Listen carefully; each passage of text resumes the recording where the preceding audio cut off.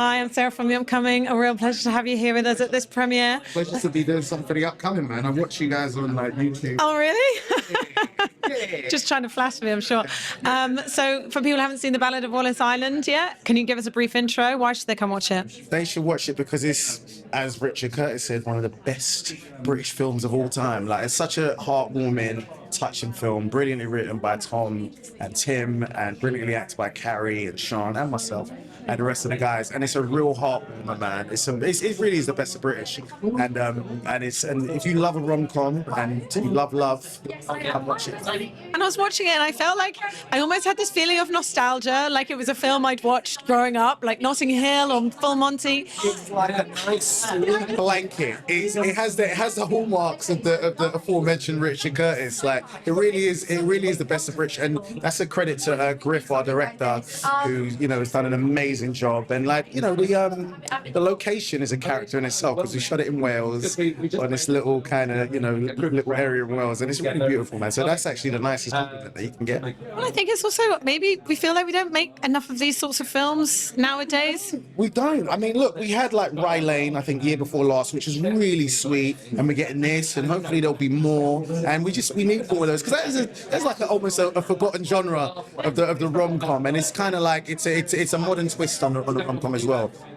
Yeah. And tell us about your character. I mean, he's a little bit like a piggy in the middle, or a little bit of a lemon. What's the right phrase? When you read the script, what really jumped out to you about the character? I just thought he's into ornithology, which is bird watching. See, I'm well read. No, he's a bird watcher, and I was like, oh, this is an interesting thing. But I actually thought him being a pig in the middle was a great kind of position for what happens with Carrie and Tom's character. Not to spoil it, but he's just really sweet. He's just a really sweet man, and he's an antithesis to who Tom's character Herb is. So he's a real sweetness of the film next to Tim's character. And of course, it's based on this short that the lads did 18 years ago, I think. But you can kind of tell in the set and the fact that they've done so much like comedy together, like the back and forth between them, and also the comedy that runs through the whole film. What was it like, kind of seeing that happen before your eyes and getting in on it too? I'm a real fanboy of Tim Key. Like, as I've told him, I'm a massive Tim Key fan. So to actually just be next to him and acting in scenes and riffing with him was like real pinch me moments, because I think he's brilliant, and Tom as well is brilliant, and then of course Carrie.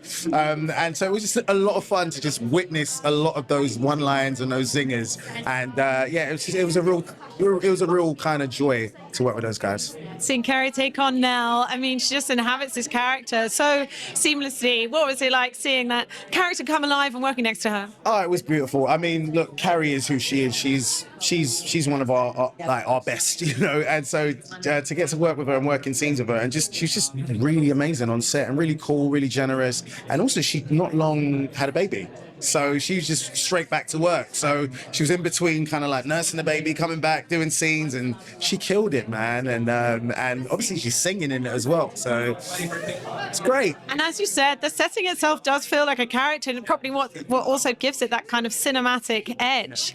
But 18 days in Wales, looks like it could have been a bit nippy. Yeah, it was fine. I think, to be honest, we had and people say this when they do junkets. We had an amazing crew, and it was a very compact, very quick shoot. But everyone was so cool, and it's like, and it was, and you don't, and to be honest, the blessing of having 18 days is you don't have enough time to fall out with people. So everything is so compact, and everyone was so lovely, like really, really cool. So it was just like whiplash. We did it, and we were in and out, and it was like shot 2 years ago. We did it in 2023.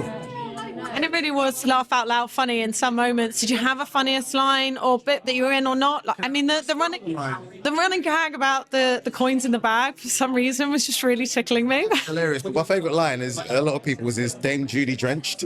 That's the line of the film. It's the line of the year, in fact. It's the line of the year.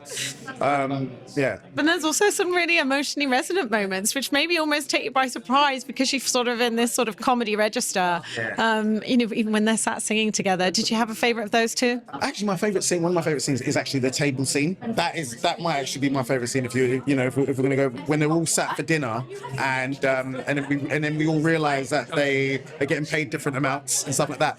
I thought that was really fun. I thought that was really, really fun and really, really fun to play as well. But yeah, the music scenes and them just practicing, it's just like really tender. The scenes on the beach, it's just a beautiful film, and there's so many really beautiful kind of touching moments in it. In terms of the takeaways, I like the fact that it doesn't sort of fall into, though, like a completely conventional romantic drama story. And then, in fact, there's so much sort of depth to it, thinking about, like, okay, maybe you sometimes need to face up to your past to move forward. And some stripping away of the ego sometimes needs to happen. So there's some, like, kind of quite, like, nice messages that come out of that. It's a beautiful message, and also sometimes it's a case of, as adults, when we grow up, we don't realize that that life moves on and the past has to be the past, and you can look back at it and wave and be like, oh, that was nice, but you moved on. And what is the beauty of this is that you think the film is going to do one thing, and it doesn't, and it's a sobering moment for an audience, because you go,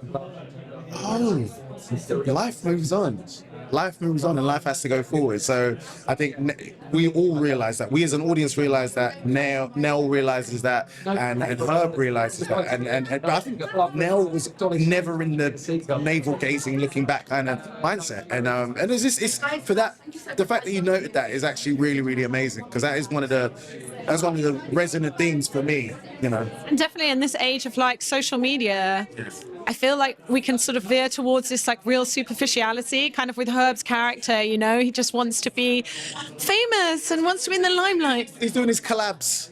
He's like compromises like his integrity. And what's really beautiful is like Nell has moved on to something else, you know, just making jams and doing other things. And he's kind of chasing something kind of vacuous, kind of temporary, because the idea that he, you know, ditched his folk sensibilities to do some kind of, you know, some house kind of stuff, which is kind of corny for him. Is just, but it does lean into our kind of current obsession with instant gratification and social media gratification. So, so I think that was quite very, very prescient of our writers to include that. And I'm stealing a question from someone else, but if you could find one of your music idols to come and play for you on a beach, just for you, who would it be? Because you've asked me, it'd be Michael Jackson.